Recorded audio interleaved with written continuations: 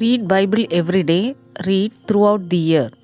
Today's Bible portion Leviticus chapter 13, Mark chapter 4 verses 21 to 41, Psalm chapter 48 and Proverbs chapter 24. Leviticus chapter 13.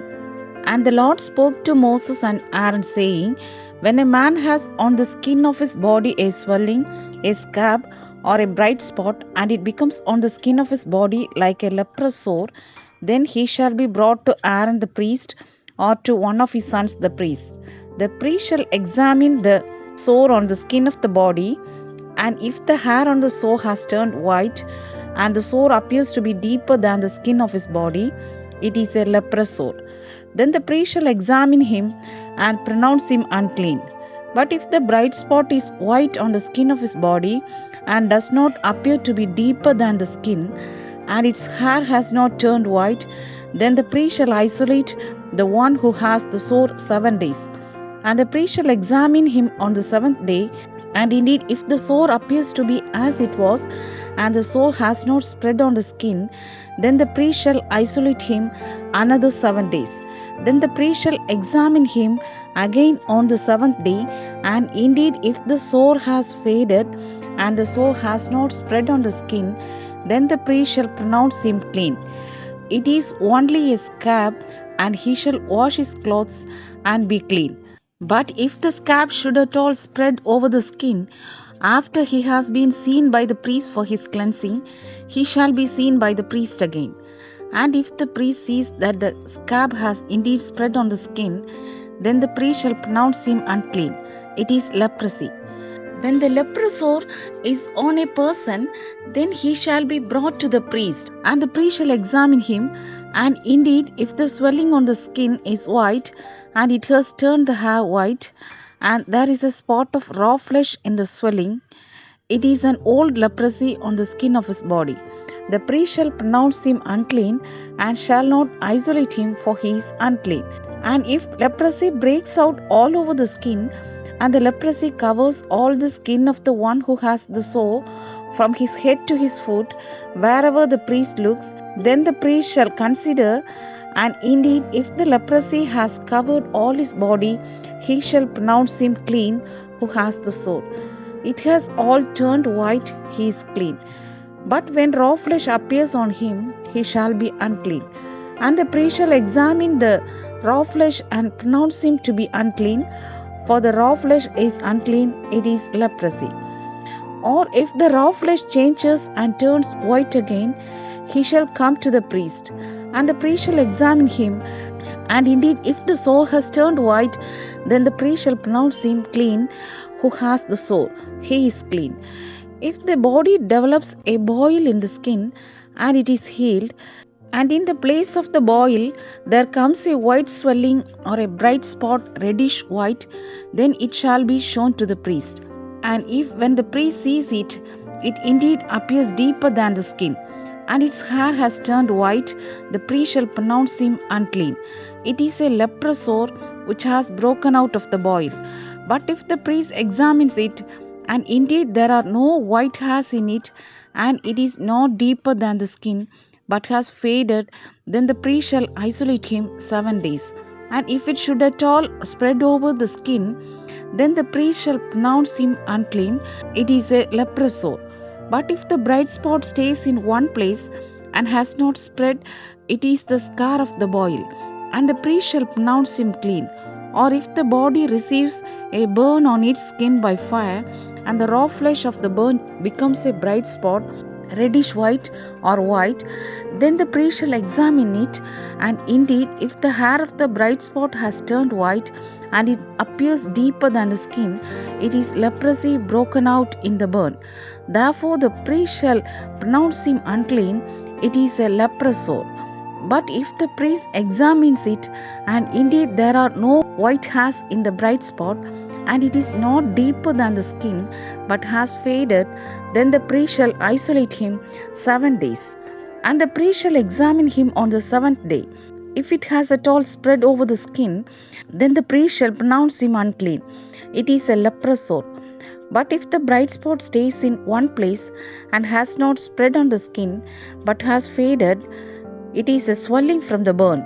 The priest shall pronounce him clean, for it is the scar from the burn. If a man or woman has a sore on the head or the beard, then the priest shall examine the sore. And indeed, if it appears deeper than the skin, and there is in it thin yellow hair, then the priest shall pronounce him unclean. It is scaly leprosy of the head or beard. But if the priest examines the scaly sore, and indeed it does not appear deeper than the skin, and there is no black hair in it, then the priest shall isolate the one who has the scale 7 days. And on the 7th day the priest shall examine the sore. And indeed, if the scale has not spread, and there is no yellow hair in it, and the scale does not appear deeper than the skin, he shall shave himself, but the scale he shall not shave. And the priest shall isolate the one who has the scale another 7 days. On the 7th day the priest shall examine the scale, and indeed, if the scale has not spread over the skin, and does not appear deeper than the skin, then the priest shall pronounce him clean. He shall wash his clothes and be clean. But if the scale should at all spread over the skin after his cleansing, then the priest shall examine him, and indeed, if the scale has spread over the skin, the priest need not seek for yellow hair. He is unclean. But if the scale appears to be at a standstill, and there is black hair grown up in it, the scale has healed. He is clean, and the priest shall pronounce him clean. If a man or a woman has bright spots on the skin of the body, specifically white bright spots, then the priest shall look, and indeed, if the bright spots on the skin of the body are dull white, it is a white spot that grows on the skin. He is clean. As for the man whose hair has fallen from his head, he is bald, but he is clean. He whose hair has fallen from his forehead, he is bald on the forehead, but he is clean. And if there is on the bald head or bald forehead a reddish white sore, it is leprosy breaking out on his bald head or his bald forehead. Then the priest shall examine it, and indeed, if the swelling of the sore is reddish white on his bald head or on his bald forehead, as the appearance of leprosy on the skin of the body, he is a leprous man. He is unclean. The priest shall surely pronounce him unclean. His sore is on his head. Now the leper on whom the sore is, his clothes shall be torn, and his head bare. And he shall cover his moustache and cry, unclean, unclean. He shall be unclean. All the days he has the sore, he shall be unclean. He is unclean, and he shall dwell alone. His dwelling shall be outside the camp. Also, if a garment has a leprous plague in it, whether it is a woolen garment or a linen garment, whether it is in the warp or woof of linen or wool, whether in leather or in anything made of leather, and if the plague is greenish or reddish in the garment or in the leather, whether in the warp or in the woof or in anything made of leather, it is a leprous plague and shall be shown to the priest. The priest shall examine the plague and isolate that which has the plague 7 days, and he shall examine the plague on the 7th day. If the plague has spread in the garment, either in the warp or in the woof, in the leather or in anything made of leather, the plague is an active leprosy. It is unclean. He shall therefore burn that garment in which is the plague, whether warp or woof, in wool or in linen, or anything of leather. For it is an active leprosy. The garment shall be burnt in the fire. But if the priest examines it, and indeed the plague has not spread in the garment, either in the warp or in the woof, or in anything made of leather, then the priest shall command that they wash the thing in which is the plague, and he shall isolate it another 7 days. Then the priest shall examine the plague after it has been washed, and indeed, if the plague has not changed its color, though the plague has not spread, it is unclean, and you shall burn it in the fire. It continues eating away, whether the damage is outside or inside. If the priest examines it, and indeed the plague has faded after washing it, then he shall tear it out of the garment, whether out of the warp or out of the woof or out of the leather. But if it appears again in the garment, either in the warp or in the woof or in anything made of leather, it is a spreading plague. You shall burn with fire that in which is the plague. And if you wash the garment, either warp or woof or whatever is made of leather, if the plague has disappeared from it, then it shall be washed a second time and shall be clean. This is the law of the leprous plague in a garment of wool or linen, either in the warp or woof or in anything made of leather, to pronounce it clean or to pronounce it unclean. Mark chapter 4 verses 21 to 41. Also he said to them, Is a lamb brought to be put under a basket or under a bed? Is it not to be set on a lampstand? For there is nothing hidden which will not be revealed, nor has anything been kept secret, but that it should come to light. If anyone has ears to hear, let him hear. Then he said to them, Take heed what you hear. With the same measure you use, it will be measured to you. And to you who hear, more will be given. For whoever has, to him more will be given. But whoever does not have, even what he has will be taken away from him.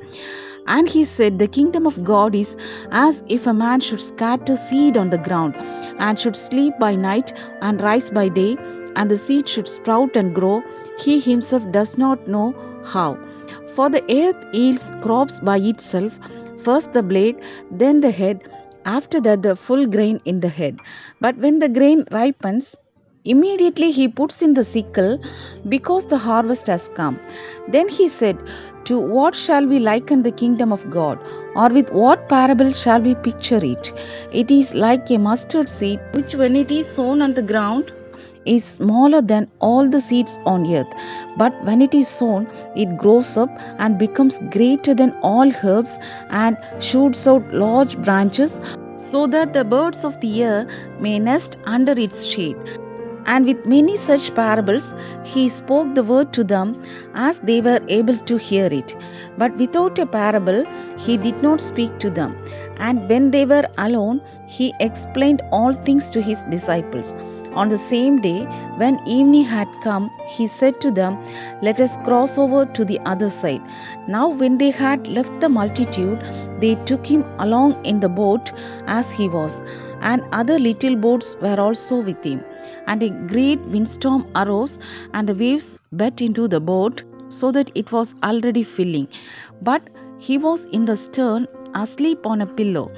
And they awoke him and said to him, Teacher, do you not care that we are perishing? Then he arose and rebuked the wind and said to the sea, Peace, be still. And the wind ceased, and there was a great calm. But he said to them, Why are you so fearful? How is it that you have no faith? And they feared exceedingly, and said to one another, Who can this be, that even the wind and the sea obey him? Psalm chapter 48. Great is the Lord, and greatly to be praised in the city of our God, in his holy mountain. Beautiful in elevation, the joy of the whole earth is Mount Zion on the sides of the north, the city of the great King. God is in her palaces, he is known as a refuge. For behold, the kings assembled, they passed by together. They saw it, and so they marveled. They were troubled, they hastened away. Fear took hold of them there, and pain, as of a woman in birth pangs, as when you break the ships of Tarshish with an east wind.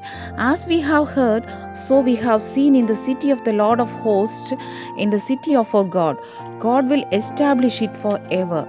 We have thought, O God, on your loving kindness in the midst of your temple. According to your name, O God, so is your praise to the ends of the earth.